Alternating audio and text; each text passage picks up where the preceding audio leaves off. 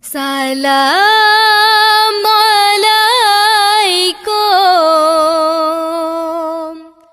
warahmatullah.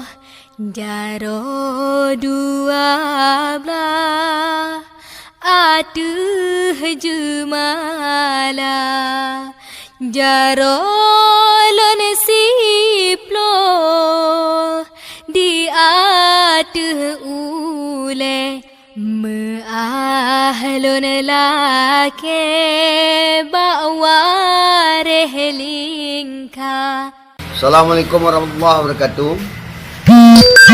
Khususnya di Provinsi Aceh, Nanggro Darussalam, tentang masalah penyakit virus corona ataupun COVID-19. Ini semuanya persoalannya itu salah. Virus itu datangnya dari Cina, bukan di dalam negeri Aceh. Kenapa harus orang Aceh yang dikarantinakan?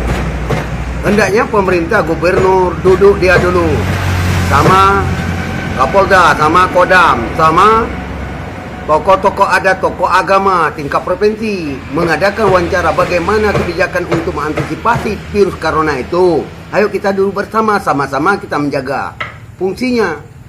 Persoalannya ini virus corona ini yang berhak angkat bicarakan dinas kesehatan. Mereka yang mengerti, mereka yang ada ilmunya.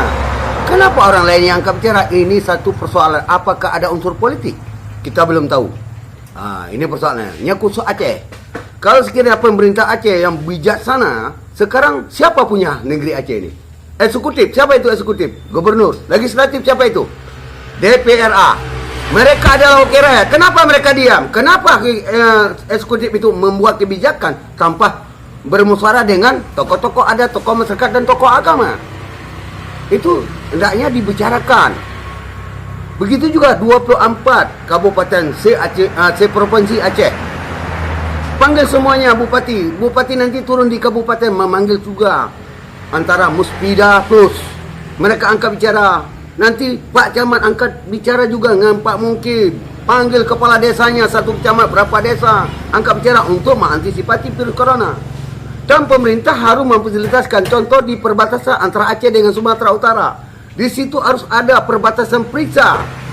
Semuanya medis itu turun di sana, dibantu sama Kapolri, sama polisi Kapolda, dibantu sama Kapolres, sama Kapolsek di tempat, dibantu sama TNI untuk mengantisipasi.